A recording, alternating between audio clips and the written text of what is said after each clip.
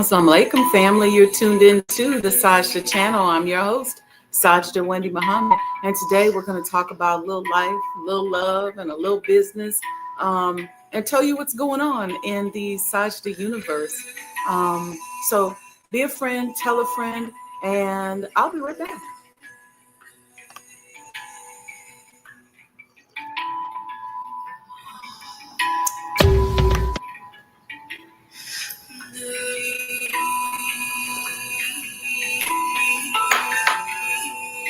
Well, I thought we was going to be right back. He was not working with us today.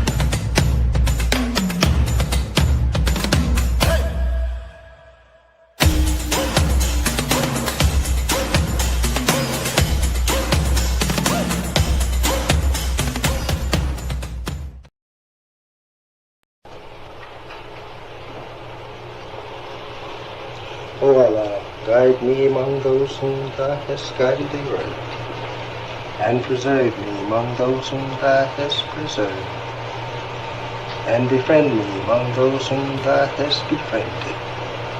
Bless me in whatsoever Thou dost grant me, and deliver me from the evil of what Thou hast judged. Surely Thou judgest, and none can judge against Thee, and he whom Thou befriendest is not disgraced. Blessed art Thou, O Lord, and exalted be Thee above what they set up besides Thee. I bear witness, nothing deserves to be served besides Thee, and I bear witness that Muhammad is Thy servant and apostle. Amen.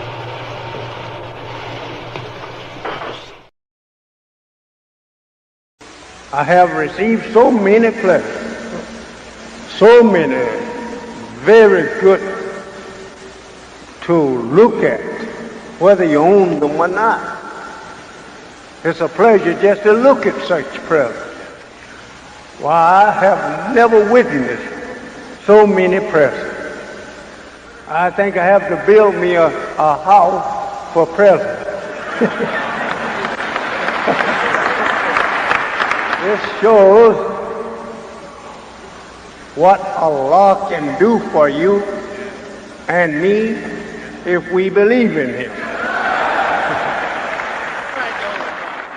There is nothing that we could not accomplish in the name of God.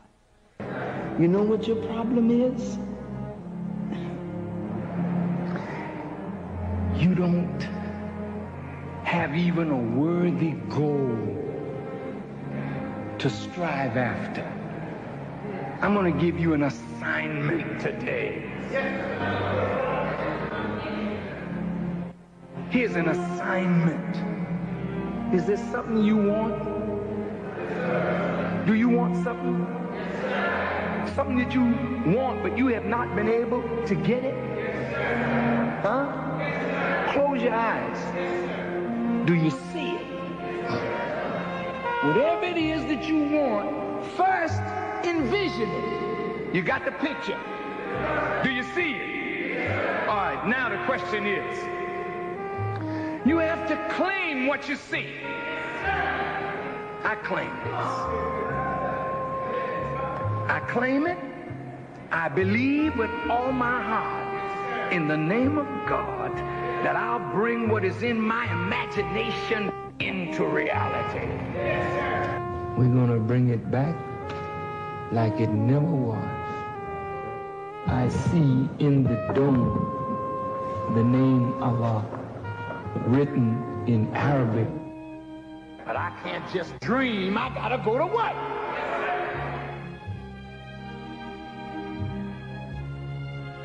How do you bring it into concrete reality? First, without faith, you can't work the vision.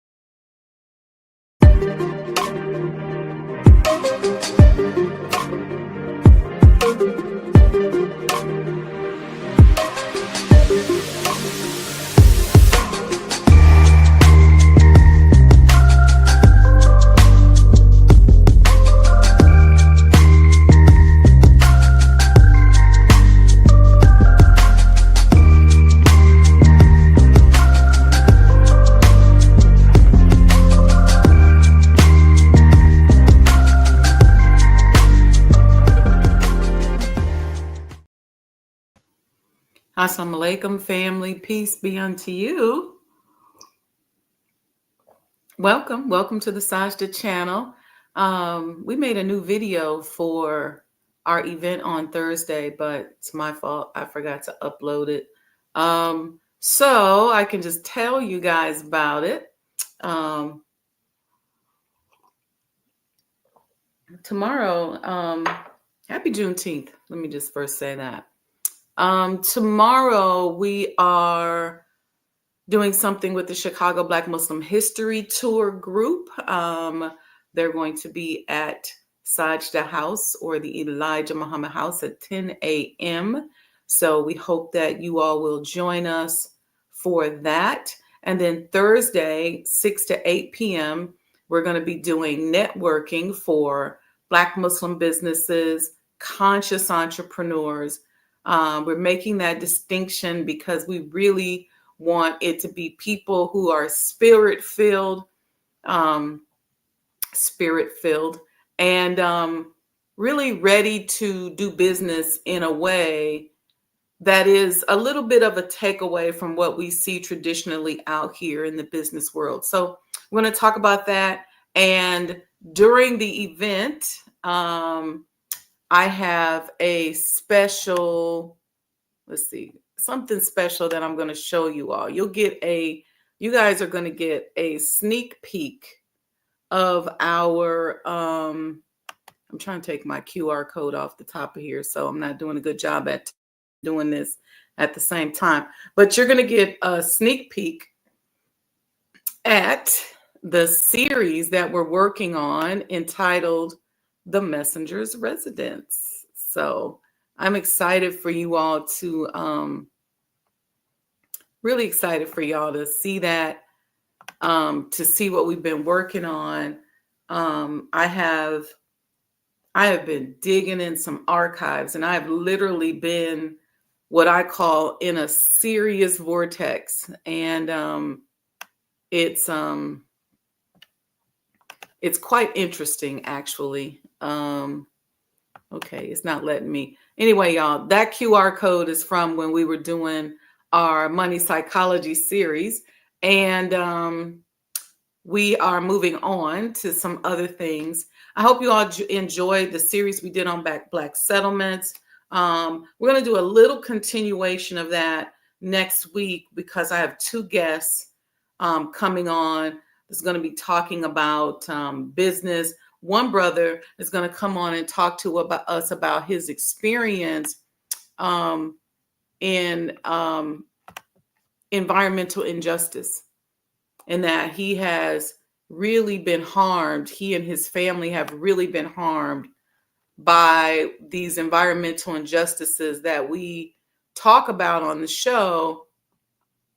But oftentimes we're not necessarily, really familiar with, just how it impacts people and what happens.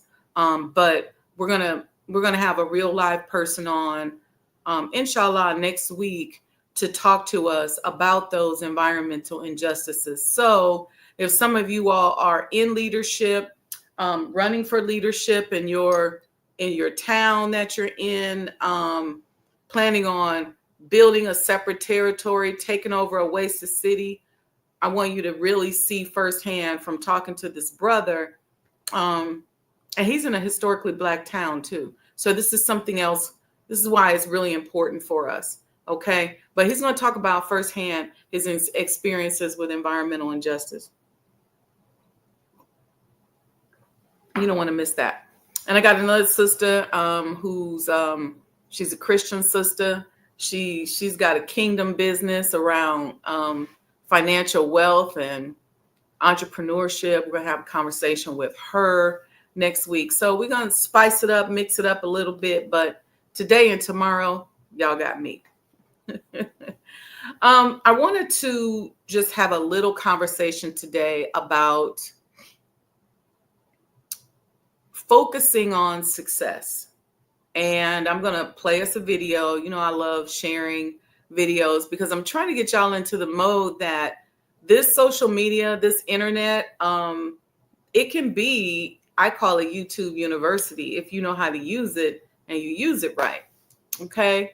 But yeah, we're going to show the video. We're going to talk a little bit about that. Somebody asked me a question and asked me to explain the transition between past, present, and future, moving between those time-space realities when you have a problem. So when we get back after this video, I'm going to go into that. And I think it'll be helpful for us as we, just navigate. So anyway, I'm going to, I'll just play the video and just give me a thumbs up if you all see it. I see y'all. Hey, y'all. Hey, Mom. I see you in the chat. I see y'all. Some of y'all being shy. It's a lot of y'all just up in the bed, laying on y'all side, looking. I see y'all. I see you. I see you. That's because you ate too much and partied too much for Juneteenth, huh? It was really a glorious day. I'll tell you about my Juneteenth celebration when we get back.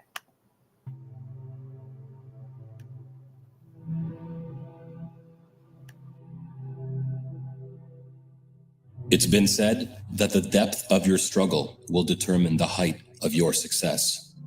Success demands a price to be paid.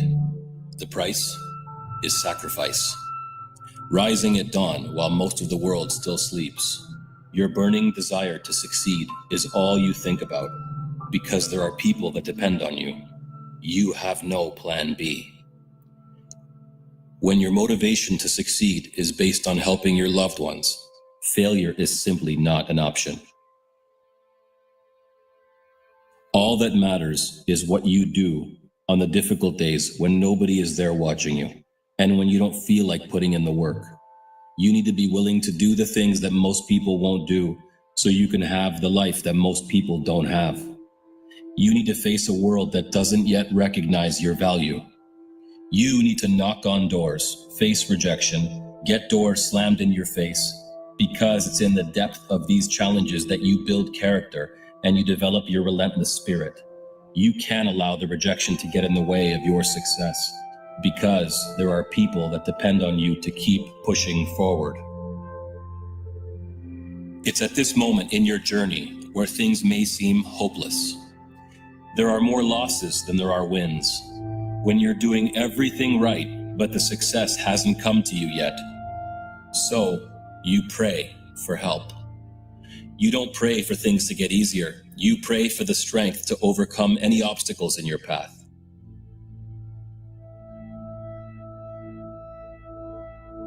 Don't give up. Keep pushing forward.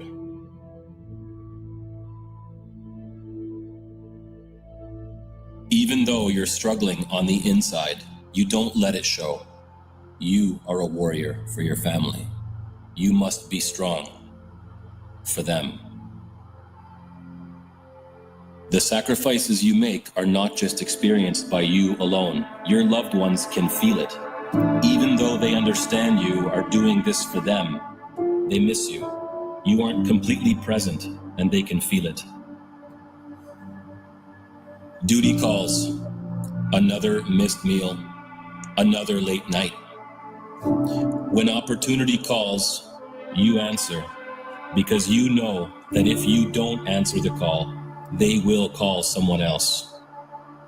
You apologize yet again, and you go.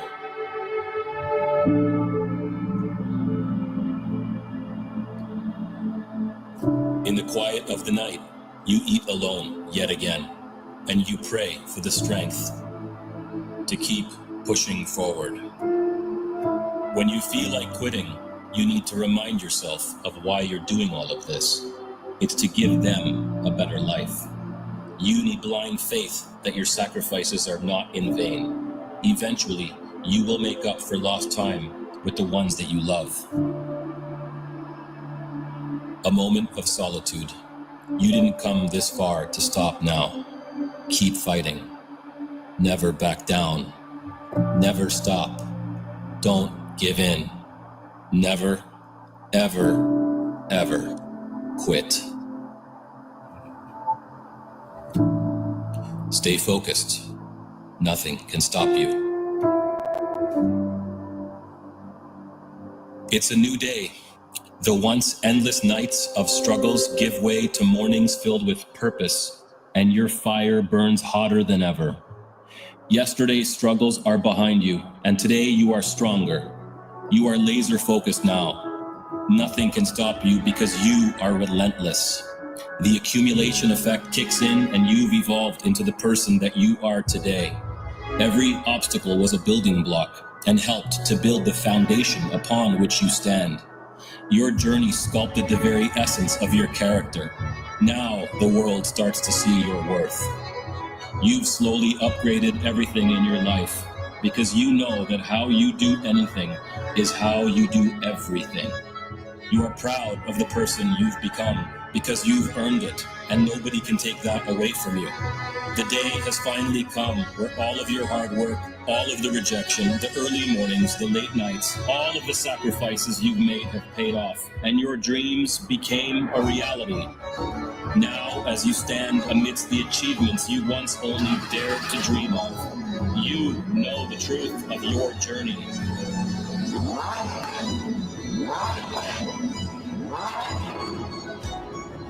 It was never about the destination, but the relentless pursuit that shaped you.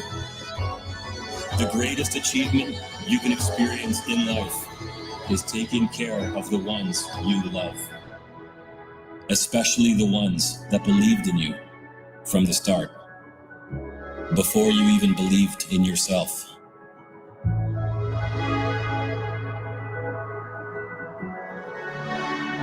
Never forget where you came from.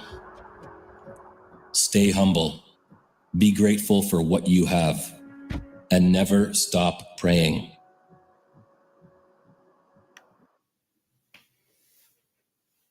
I hope you all enjoyed that. It wasn't aesthetically beautiful and all of that, but I thought the words were very powerful because there's a lot of us that just get up. We keep getting up day in, day out, going out to make a dollar just to sustain ourselves. And we're pushing, neglecting things that maybe we wouldn't normally neglect or that we just wish we didn't have to neglect, but pushing and being able to move forward. And the idea is to live a better life for yourself and for those around us. Some people, and let me just say this, everybody doesn't carry this burden. There are a lot of people out here who are like, look, I'm not getting ready to make all these sacrifices. I'm just not doing it. I'll work a job as long as it gives me freedom to do what I want to do. And there's absolutely nothing wrong with that. Some people are like that and they get the money that they still need in order to sustain and grow. But some people are like, you know what? I'm waiting on my children to take care of me.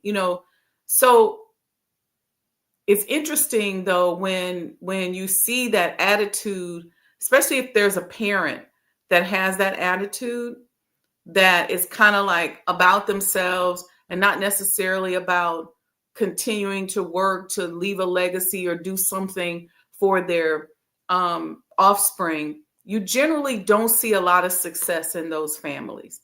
And I'm not trying to be insulting to anyone, but a lot of times we don't realize the example that we set as those of us that are older in our families. We set the example.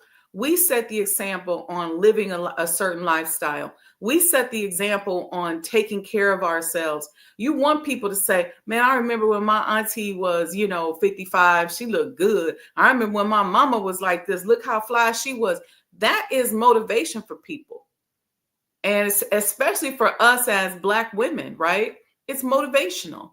And so that whole process of healing and developing should be an example. We should be an example of that in our families so that people can look to us and say, they came out of the same environment, but what did they work on that perhaps I could work on that helped them to overcome, and to move around. So just something to think about. Also, what I wanted you also to take from that video is focus.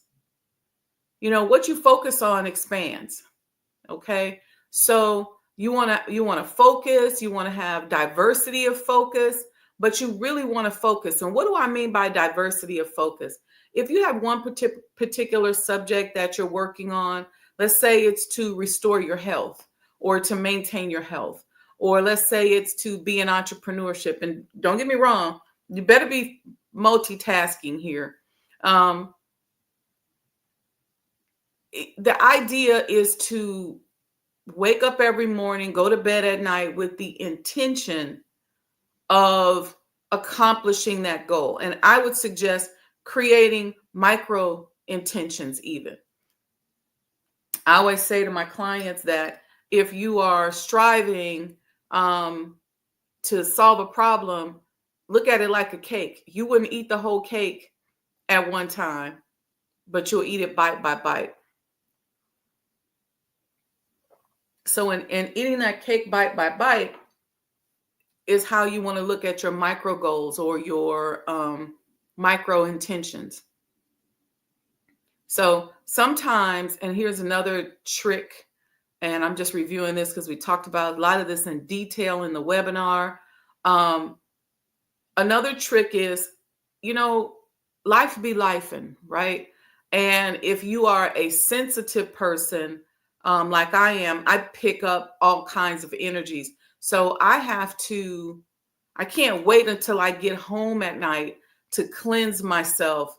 I have to constantly be cleansing, whether I go to my car and sit there and do a quick meditation, whether I grab a conference room or office wherever I am and do a quick cleansing meditation and prayer, whether I just take a few minutes between phone calls and I don't get up and move and go anywhere. I put the phone down, I shut everything off, silence it, and just sit there and give myself a moment to cleanse.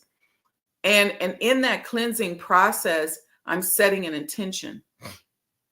So sometimes even if I'm doing meetings or calls and I'm going from subject to subject, let's say I'm going from the museum to a healing client to a coaching consulting project or whatever, I'm jumping from thing to thing.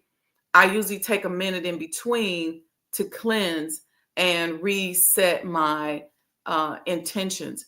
And here recently, when I've been just digging deep into some new archives that I got, when I come out of it, I have to reset my intention. And when I go into it, I have to reset my intention, because it's one of those things that pulls me into a vortex. And I have to, once I pull myself out of the vortex, I have to recalibrate. So I want you to just be a little bit more intentional. I want us to be a little more intentional about our energy. Sometimes something happens that triggers you and you just feel the urge to be negative, talk about somebody, be competitive, or you may be in a meeting with somebody and somebody says something that you didn't think of or you wish you knew, and it makes you angry. And then you just start doing stuff to prove your worth. Sometimes when you catch yourself doing that kind of thing, recalibrate, calm down, reset.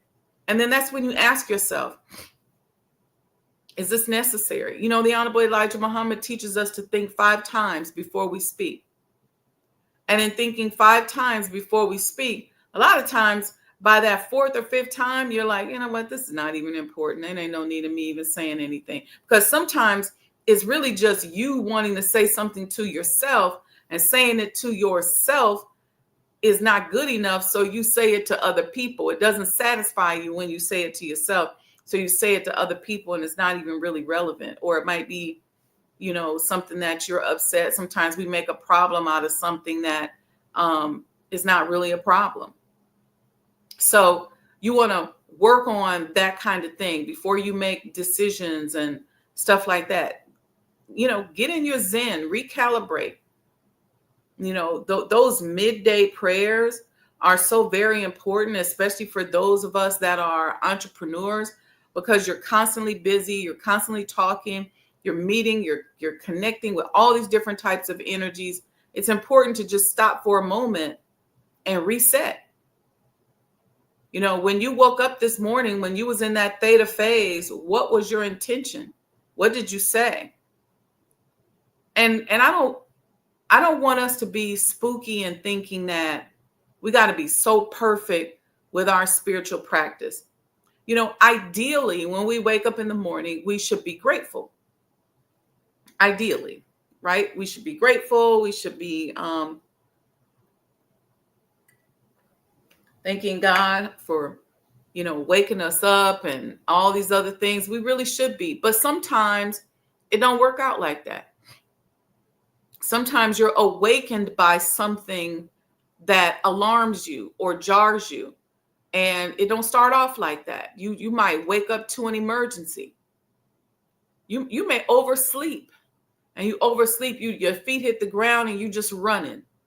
And so now you're feeling guilty because you didn't, you know, do your gratitude prayers and all this other things you were supposed to do in the morning. Or sometimes you had something so heavy on your mind the night before, and you woke up and it was on your mind again. And instead of, you know, going through your gratitude process, you just start thinking about that thing. Sometimes I get ideas in the morning. So I kind of like, maybe I may start waking up a little bit around 2 or 3 o'clock. And then all of a sudden an idea will hit me. Or sometimes the idea will wake me up. And I have to get up and start jotting and talking. And then I have to return to my, you know, personal intentions, my prayer, you know, making salat, that kind of thing. But it's just very important. And it's important for me because I don't know if you guys are like me, but I'm just really sensitive. I pick up a lot of stuff. I was in a crowd yesterday. I went to a Juneteenth celebration with Senator that was powered by Senator Willie Preston, state senator here in Illinois. And he does such great work for the people. And I say, you know what, I got to get up and go out and support the senator. And it was really an amazing time. It was very, the energy was very collaborative, a lot of unity, very peaceful. I met a couple of people that just out the gate was like, hey, I want to help you. I want to help you. I want to do this with you.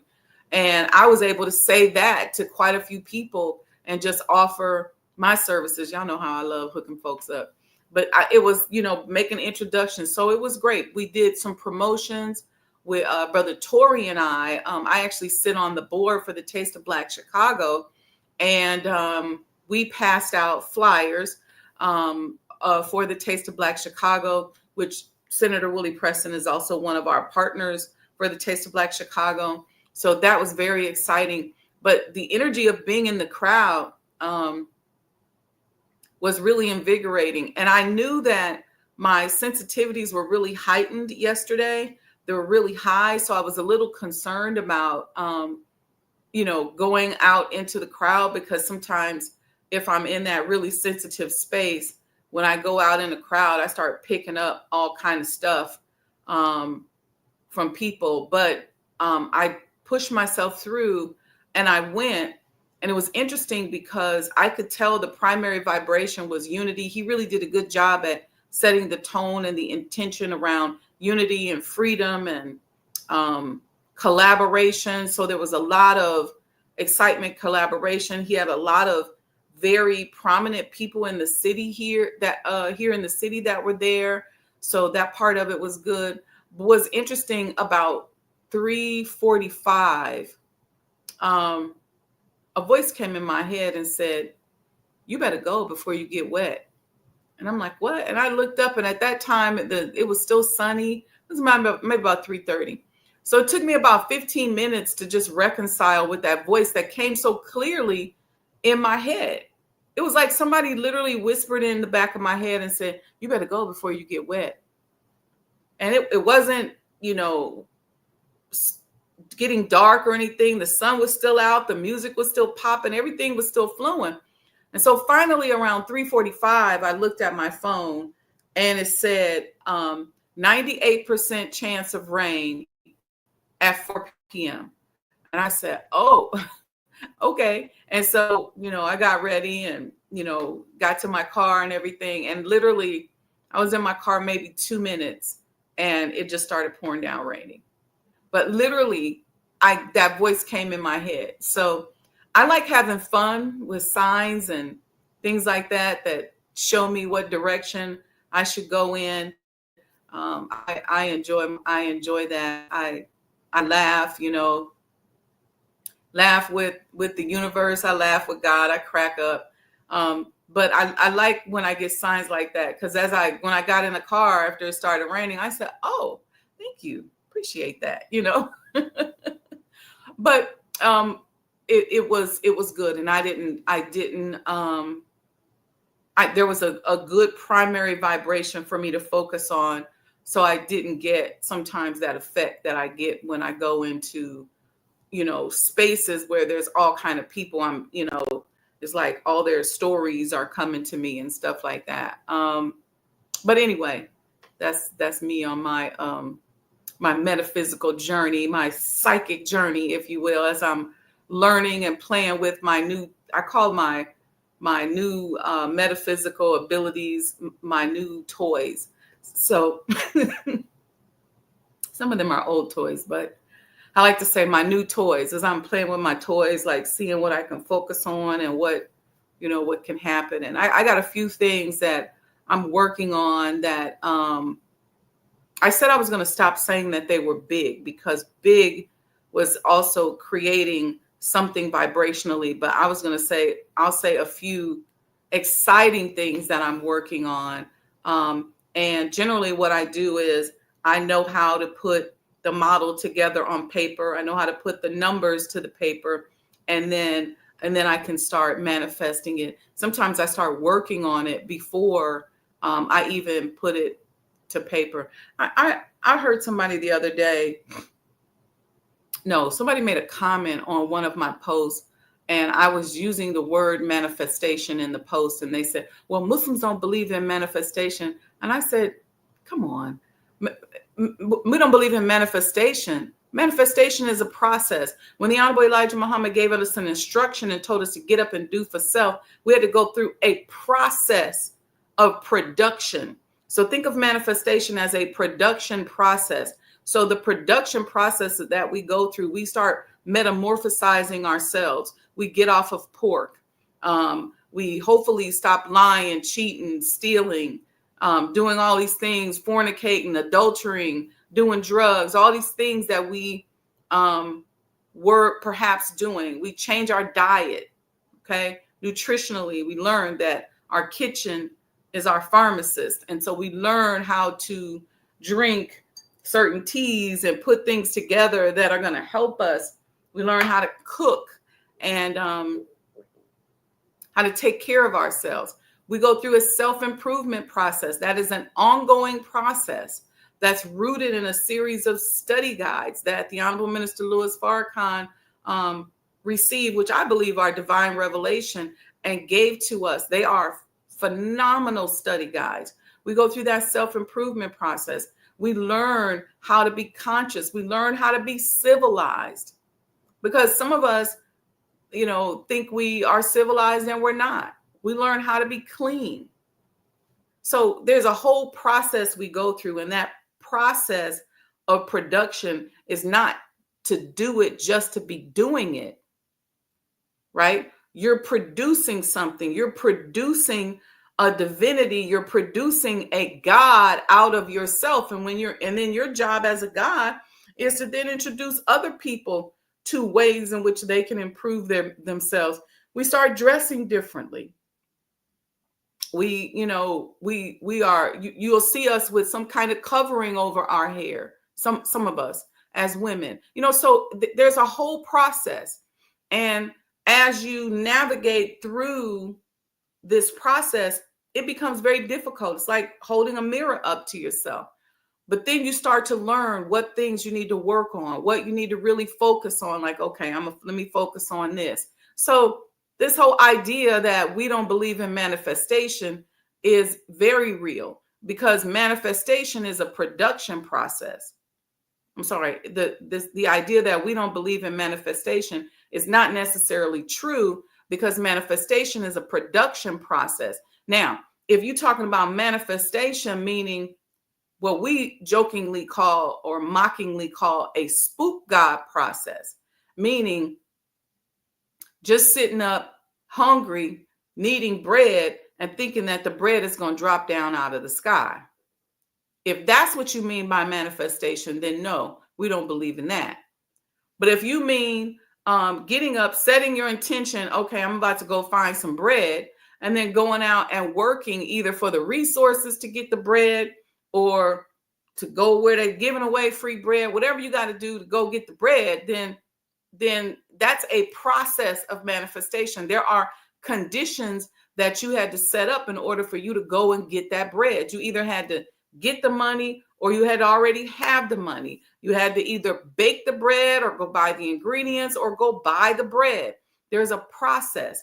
And in that process of going to access that bread, in a lot of cases, for most of us, if the bread was another subject, just that act of going to the store may require some mental strategic thinking, because maybe you don't know how to get to the store. Maybe you don't know where the store is. Maybe you're afraid to go to the store.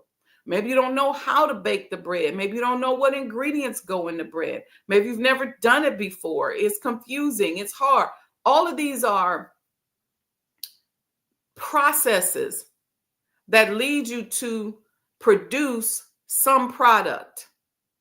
I'm using bread as a simple process, but everything is a step. So if you're thinking about, I'm trying to open my business, there's steps to get you there. So we don't believe in a spook God, but the process of manifestation, that production, that transformational process, we absolutely do believe in. So I think the language, is something that we may have a struggle with, but let me say this. There is nothing in the metaphysical universe that the Honorable Elijah Muhammad did not cover. Nothing. And literally, if you go through those study guides and you study the minister's lectures, you will find that there's nothing in the metaphysical universe that he does not cover. Nothing.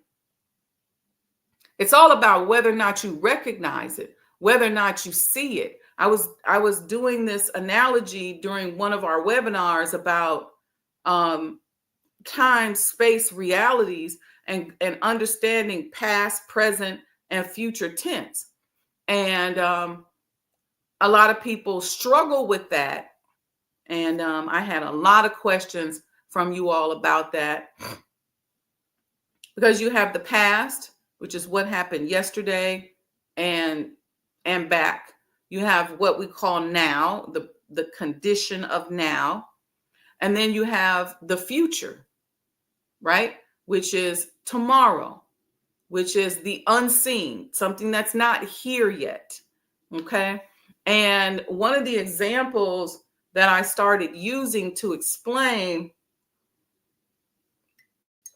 this concept, which is simple, but until you grasp it, it's not simple, but it's really simple and it's important. Because some of us are stuck living in the past, and everything we do is a result of some experience we had in the past. We are not studying history because we should be, because history is such a great teacher, but everything we do is based on something from the past. Some of us are stuck in the present condition. We ain't thinking about the future. I've met people who say, I don't even think about tomorrow.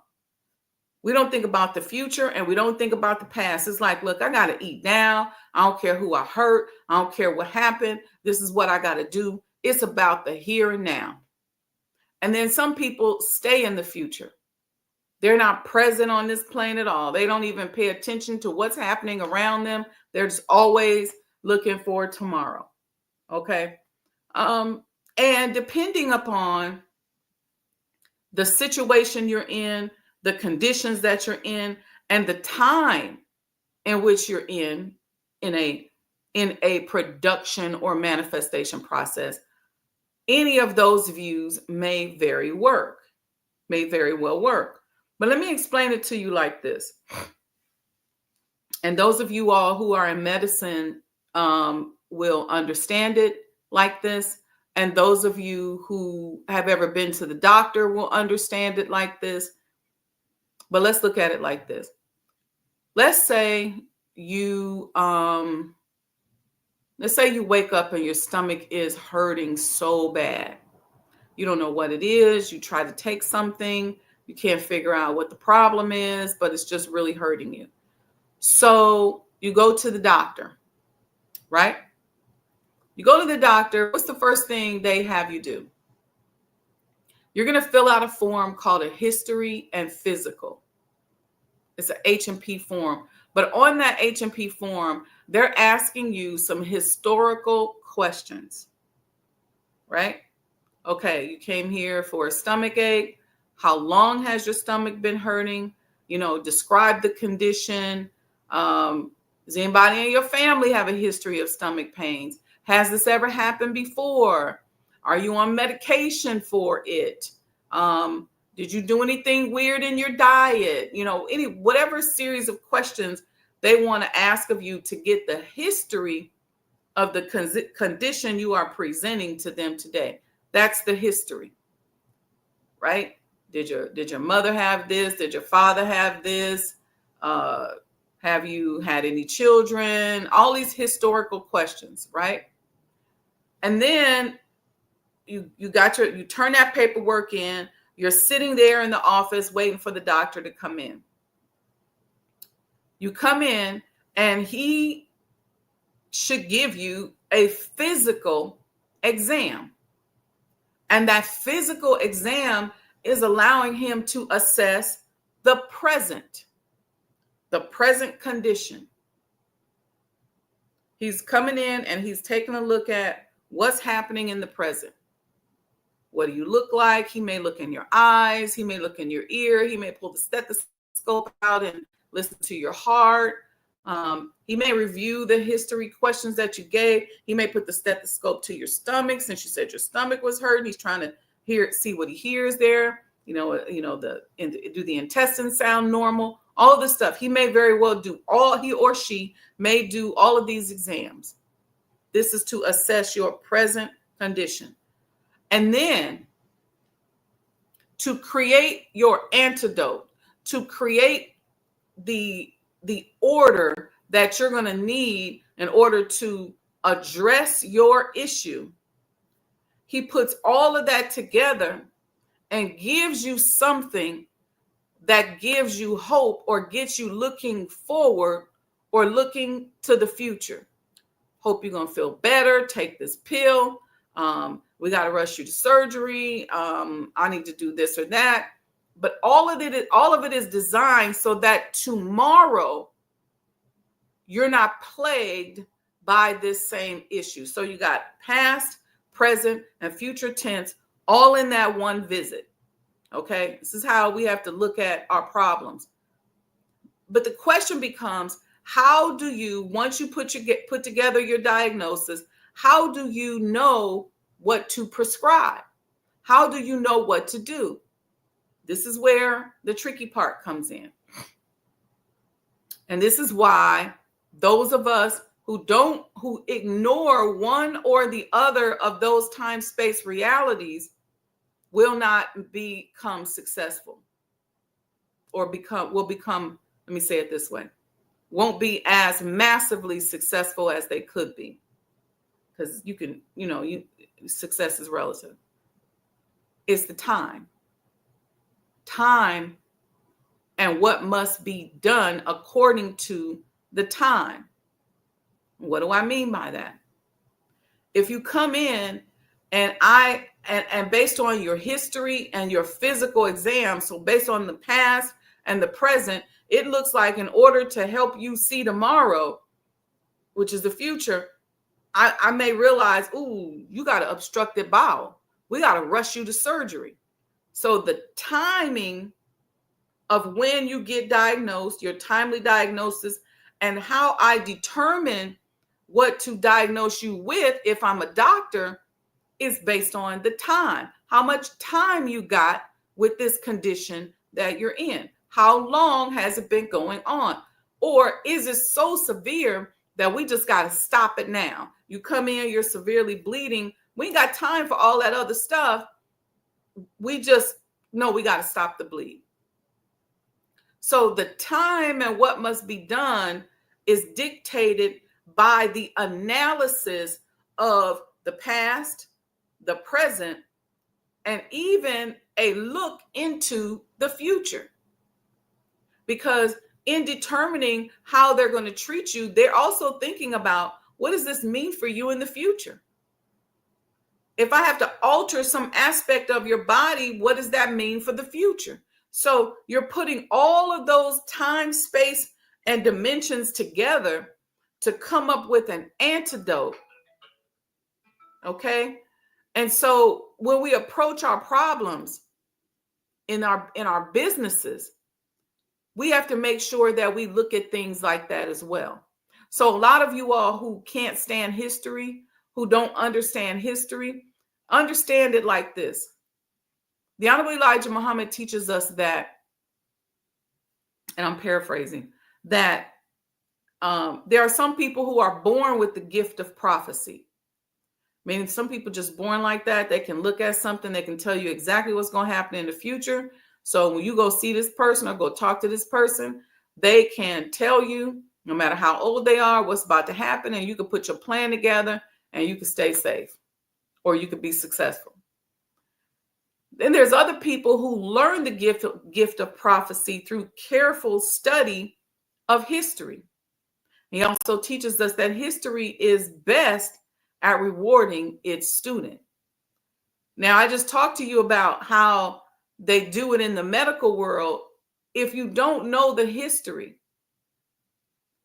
it can limit your ability to put together the proper diagnosis for the problem, especially when you're dealing with a complicated issue. Like in that case, we were talking about like reparations and separation and doing for self and all of that kind of stuff. So I hope that better explains it for you all. And this actually could be a talk. I actually wrote so much down about helping us to understand. And once you get this concept and you really start to pay attention, you can hear when a person talks, whether they're in the past, the present, or the future, or if they're good in understanding that these really are parallel realities that we got to learn how to shift between, because you can't be stuck in the past. If you're an older person and you have younger people that support you, that give you advice, that you kind of vibe and rotate with, it helps you to elevate among your age group and your peer group, because you got some modern influence. But check this one out. If you are younger and you allow older people to pour into your life, it makes you more advantageous among your age and peer group. See, because if you're 23 years old and everybody else around you got a 23-year-old mind, which in some cases is a 13-year-old mind, depending on who they are and how they grew up, then there's only so much wisdom that's going to flow between you. But if you have access to somebody who's older with more experiences, who have maybe gone through what you've gone through, they've worked at this place, they've navigated a career, they've made millions of dollars. If you allow that person to pour into your life, now all of a sudden you got data points and information that other people in your peer group or your age group may or may not have. So it will elevate you, right? Same thing, like I said, an older person, if a younger person comes, they could give you a fresh perspective. They can tell you that maybe what you're wearing is a little bit dated, it's making you look old. They can help you upgrade your style a little bit. I'm just using fashion for an example, but it doesn't have to be that. It could be anything. Or maybe giving you a perspective of how people think today. All of this is going to give you an advantage among your age and peer group. So the idea is that we have to collapse the mindset and the epigenetics of Willie Lynch and learn how to work with one another. We as a people, we are a big group of people. We are not a monolith. You know, I always tell our brothers and sisters in the nation, like, look, we're a nation, and a nation has diversity of people in it. And there's people from different walks of life. There's people with different backgrounds. There's people with different professional endeavors and professional skills, people with different degrees, people who showed up on the planet for a plethora of different things. So we can't expect everyone to do the same and be the same. Otherwise, we're not really building a nation. We're building a group, a club. But building a nation, you need everything. We're building a universal universe, if you will, a big universe almost. So you need everything. So we have to embrace what everybody brings to the table, but even more so now that people have come in and they're going through this self-improvement process, help them to discover their authentic self, because it's something in them that we need as we're building our nation. But maybe they don't know that they have it in them. And maybe we can't see them because they came in with so much crud on them from the world. So helping with that authenticity discovery process is also important. Okay. So what I'm getting at is that we have certain things that we have to be very absolute about. But then some things we have to learn how to navigate different time-space realities. I'll tell you, my faith has increased and gotten so much stronger since building this museum, because I'm able to kind of go into a vortex into the mind of the Honorable Elijah Muhammad through studying history and studying how he moved and what he did. And there's there's some incredible discoveries, that I've just made and learned about him. And it's increased my faith. And because a lot of it is assuring me, being certain, having a certain level of certainty. And that's what it's helped me to have and to give me, which I am so grateful for. I literally was crying to Allah saying, I don't know. I know that there's nothing that I could have done to deserve this kind of knowledge and access and these gifts and what you show me and help me to develop. And there's been a difficulty factor getting to it, and it continues to be difficult. We're striving and pushing every single day, but I understand, and I'm so grateful for the process, even as painful as it oftentimes is. But I just wanted to share that and share those things this morning about striving and persevering and pushing through and staying focused and getting up when you get knocked down, and understanding that every day you may not be as spiritual as you are every other day. So today you may not be as spiritual as you was yesterday, but you get back on your grind tomorrow. You may mess up, you may make a mistake. The idea is to not beat yourself up and quit just because you make a mistake. And sometimes people quit subconsciously and they don't say it out loud, but they've been gave up eating one meal a day, or they've been gave up, doing certain things. But they're still there, but they're quiet about it. And again, it's no judgment. See, once you understand how this thing works, and I love the metaphysical look at it, because it helps you to understand sometimes why certain things were said and why we do certain things and why the Bible says this or why the Holy Quran says that. Sometimes helping you to understand some of the metaphysical side can get you there faster, because again, we're all navigating through trauma that is represented by words. And so sometimes finding a different word or a different way to frame something. I give you this last example in this last minute that we have. I had to do that with struggle. I used to hate it when the minister would say struggle is ordained.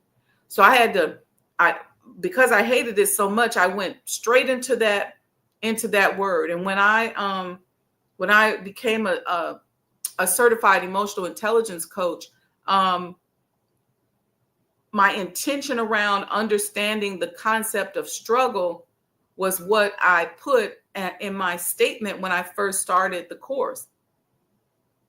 And what I came to understand was that the struggle was teaching me something. The struggle was showing me who I am, building up a muscle.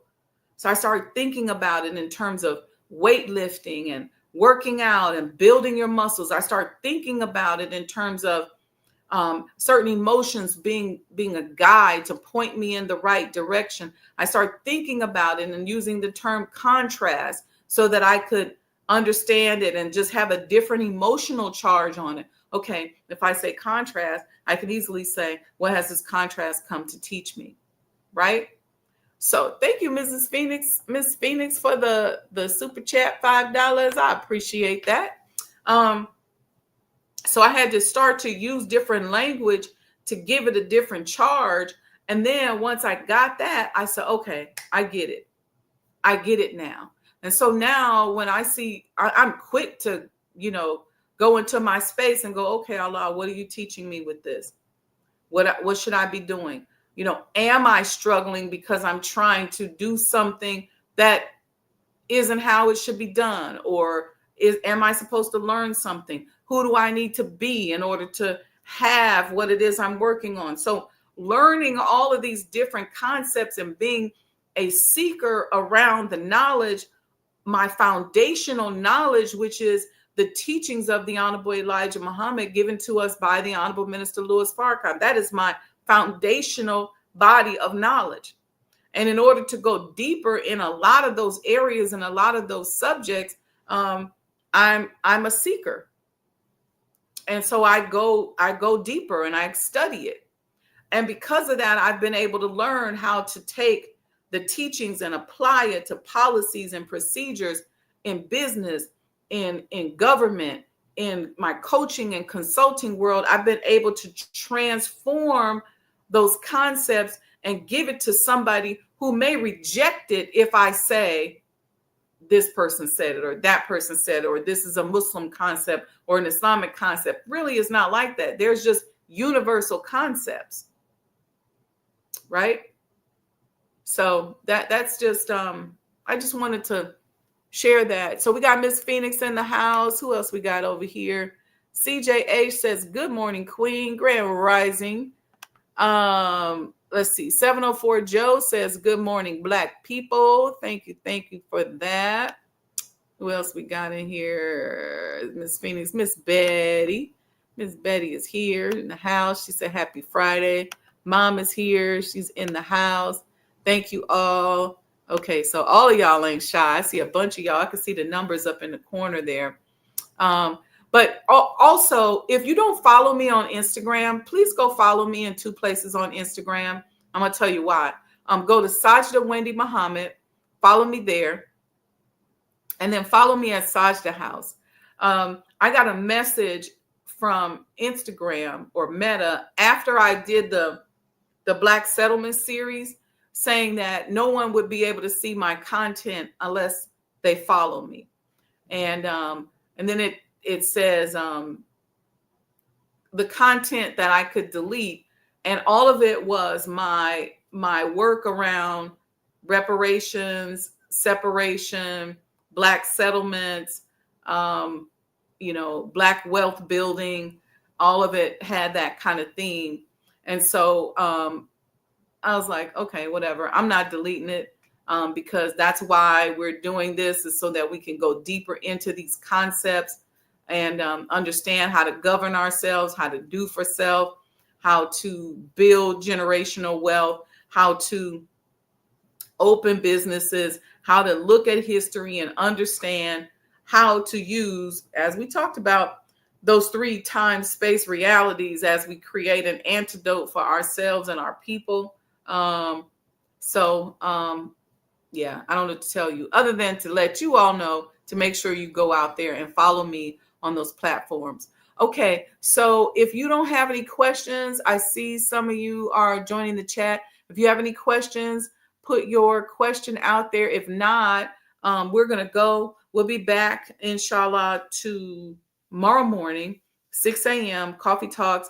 And I'm going to work on today putting together those invites and stuff for our guests so that we could talk a little bit more deeply about them and get some promo out around them and get you guys following them and supporting our upcoming guests and the work that they're doing and the causes that they're trying to put out there. Okay, family, love you all very much. Wishing you much goodness, peace, and blessings. If you have not RSVP'd for the event on Thursday, please RSVP and please come out. It's from 6 to 8 p.m. We want y'all to come out. Just come on out. And I'm working on getting us a setup so that we can watch that episode of The Messenger's Residence. Okay, peace and blessings. Let me see. We got one more comment before I go. Sister Betty said, love you, sis. Love you too, sis. All right. Assalamu alaikum, family. Make sure you sign up and we will see you tomorrow morning. And I always have to remember to tell you this because somebody said I don't say this enough. To become a sponsor for the Elijah Muhammad House, just send a email to sajdahhouse@gmail.com. SAJDAHHOUSE@gmail.com. Put the word sponsorship in the subject line and then we will get you a sponsorship package so that you can become a sponsor and become a part of history. All right, family. Love you too. Love you much. And make sure you sign up. Go to the website RSVP, and we'll see you all tomorrow morning. Assalamu alaikum. The Honorable Elijah Muhammad, who in my judgment is the master historian, taught us that of all our studies, history is the most attractive, and it is best qualified to reward the researcher. History is most attractive. Why should history be most attractive? Because history is the recorded time of the human family in its struggle to overcome obstacles. There is no life that is without struggle. The Holy Quran teaches us that man, meaning man and woman, is made to face difficulties. And after difficulty comes ease. But it is history that guides us through difficulty. For if you know how people who had difficulty yesterday got through, and if your difficulty is somewhat similar, then today we also can get through if we follow the guidance of history. This is why Carter G. Woodson and many of our black giants fought for black people to know our history. Because in not knowing our history, we don't have a guide. And without a guide, we are lost. No wonder the Bible